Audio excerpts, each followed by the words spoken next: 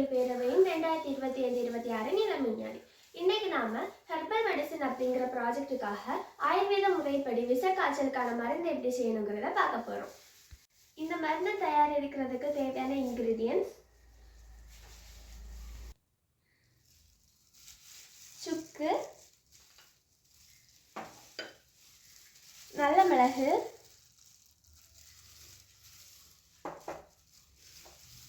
திப்பிலி,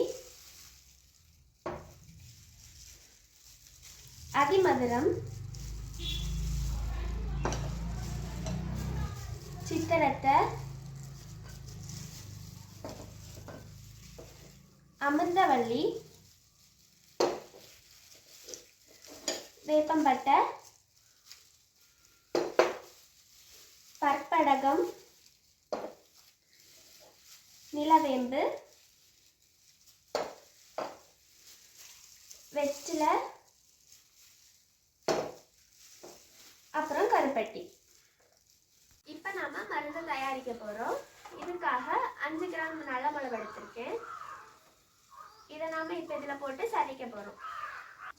இது நல்ல மிளகு வந்துட்டு டைஜஷனுக்கு யூஸ் பண்ணலாம். அது மாதிரி சளி, ஜலதோஷம், காய்ச்சலுக்கெல்லாம் இது நல்லது. ரத்தத்தை வந்து இது சுத்திகரிக்கும். இதை நாம இப்போ சதைச்சுக்கலாம்.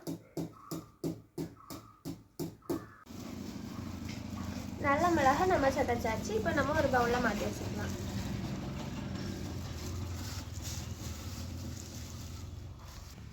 அடுத்ததா 5 கிராம் திப்பிலி,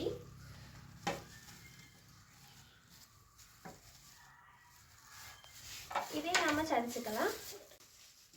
இந்த திப்பிலி வந்து சளி, ஜலதோஷத்தை குறைக்கும். அது மாதிரி செரிமானத்துக்கு இது உதவியா இருக்கும்.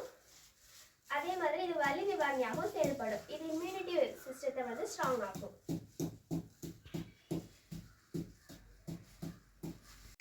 திப்பிலி நாம இப்ப சதைச்சாச்சு. இதையும் அதிக பவுல்ல நம்ம எடுத்து வச்சுக்கலாம்.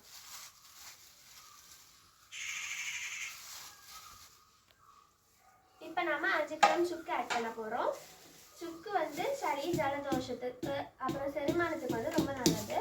இது இம்யூனிட்டியை வந்து பூஸ்ட் பண்ணும். நாம இப்ப இதை நல்லா சதைச்சுக்கலாம். நாம இப்ப சுக்க சதைச்சாச்சு. இதே அதே பவுல்ல நம்ம ஆட் பண்ணிக்கலாம்.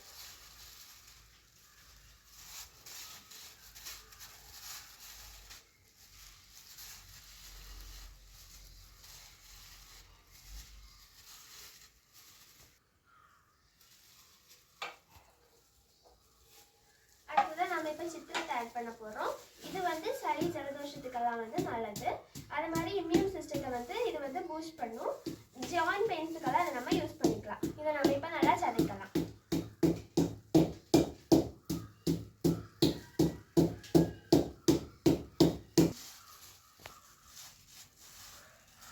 நாம இப்போ சித்திரத்தையும் சதைச்சாச்சு. இதை வந்து பவுல்ல ஆட் பண்ணிக்கலாம்.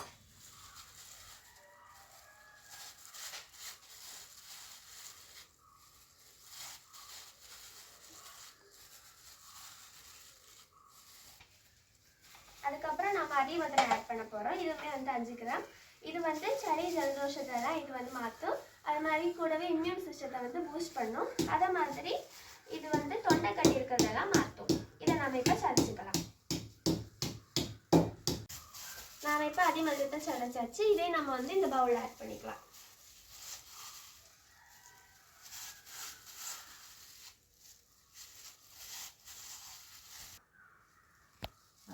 அடுத்ததான் நம்ம அமிர்தவள்ளி ஆட் பண்ண போறோம். இது வந்து லிவரை வந்து ஹெல்த்தியா வச்சிருக்கும். அது மாதிரி ரத்தத்தை சுத்திகரிக்கும். டைஜஷனுக்கு வந்து இது உதவும். இதை நம்ம தோலை உரிச்சிட்டு ஆட் பண்ணணும். இதே நம்ம சதைச்சுக்கலாம்.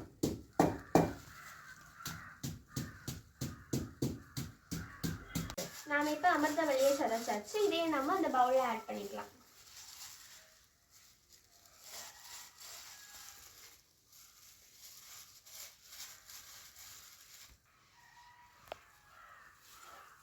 அடுத்ததான் நம்ம வேப்பம்பட்டை ஆட் பண்ண போறோம்.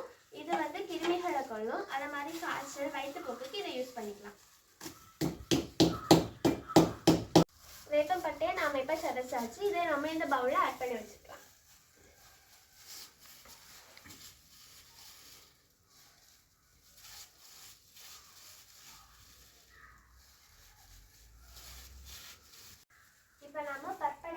ஆட் பண்ண போகிறோம். இது வந்து உடலை குளிர்ச்சியாக வச்சுருக்கும், அப்புறம் காய்ச்சல் எல்லாம் குறைக்கும். சிறுநீரக பிரச்சனைகளுக்கு இதை யூஸ் பண்ணலாம். டைஜஷன் அப்புறம் உடல் வீக்கத்தை வந்து இது குறைக்கும், டைஜஷனுக்கு உதவியாக இருக்கும். இதை நம்ம இப்போ சதைக்கலாம்.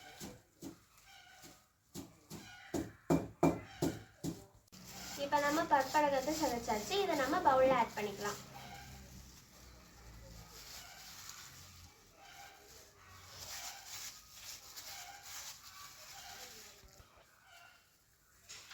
அடுத்ததான் நம்ம இப்போ வெள்ளாரம் ஆட் பண்ண போகிறோம். இது வரைக்கும் நம்ம போட்டது எல்லாமே 5 கிராம் ஆட் பண்ணோம். ஆனால் இதை வந்து நம்ம 10 கிராம் ஆட் பண்ண போகிறோம். இது வந்து காய்ச்சலுக்கு நல்லது. அது மாதிரி கிருமிகள் எல்லாம் இது வந்து கொல்லும். இம்யூனிட்டியை வந்து இது பூஸ்ட் பண்ணும். இதே நாம் இப்போ வந்து சதைச்சிக்கலாம்.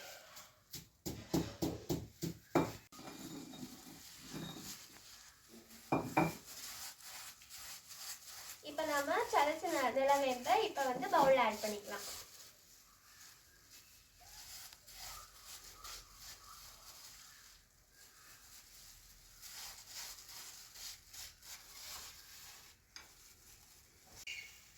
நம்ம சதைச்சு வச்சிருக்கிற இந்த பொடியை நாம் இப்போ எப்படி பயன்படுத்தலாம்னு பார்க்கலாம். இதை வந்து நம்ம ஒரு மண்பானையில் 1 லிட்டர் அளவு தண்ணி எடுத்துட்டு அதில் கூட இந்த பொடியையும் அதுக்கப்புறம் ஒரு வெத்தலையும் எடுத்து அதோட காம்பையும் வாழையும் கிள்ளிட்டு ஒரு 4-5 பீஸாக கட் பண்ணி அதில் போட்டுக்கணும். அதுக்கப்புறம் அது பாதி ஆகிற வரைக்கும் அதை கொதிக்க வைக்கணும். கொதிக்க வச்சதுக்கப்புறம் அதை நம்ம இறக்கி வச்சுக்கலாம்.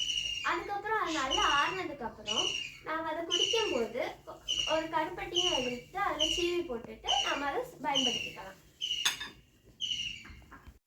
நம்ம குடிக்கும்போது கருப்பட்டி எதுக்கு யூஸ் பண்ணுறோம்னா, இந்த கஷாயம் வந்து ரொம்ப கசப்பாக இருக்கும். அந்த கசப்பு தன்மை இந்த கருப்பட்டி மாற்றும். அதே மாதிரி இது இம்யூனிட்டி பவரை வந்துட்டு இன்க்ரீஸ் பண்ணும். இதில் கால்சியம் இருக்கிறதுனால இது உடம்ப வலுவாக்கும். அதே மாதிரி இந்த கருப்பட்டி வந்து குளுக்கோஸ் லெவலை கண்ட்ரோல் பண்ணும். இந்த மருந்து சாப்பிட்டதுக்கு அப்புறமா வந்துட்டு நம்ம கொஞ்சம் குளுக்கோஸ் சாப்பிடணும். ஏன்னா இதனால வந்து குளுக்கோஸ் லெவல் குறையிறதுக்கு வாய்ப்பு இருக்கு. இந்த மருந்தின் மருத்துவ குணங்கள்: இது விஷ காய்ச்சல், டெங்கு காய்ச்சல், மலேரியா காய்ச்சல், கொரோனா காய்ச்சல், இந்த மாதிரிப்பட்ட எல்லா காய்ச்சல்களிலிருந்தும் நமக்கு வந்து ஒரு நிவாரணத்தை தரும். அது காய்ச்சல் கூடவே வர சளி, ஜலதோஷம் எல்லாத்தையும் இது நீக்கும். அதே மாதிரி இம்யூன் சிஸ்டத்தை வந்து ஸ்ட்ராங் ஆக்கும். எனக்கு இந்த மருந்தை செய்வதற்கு கற்றுத்தந்து உதவி செய்த எனது மாமா ஷைன் ராபர்ட் அவர்களுக்கும் எனக்கு இந்த வாய்ப்பை அருளை குமரி அறிவியல் பேரவைக்கும் நன்றி.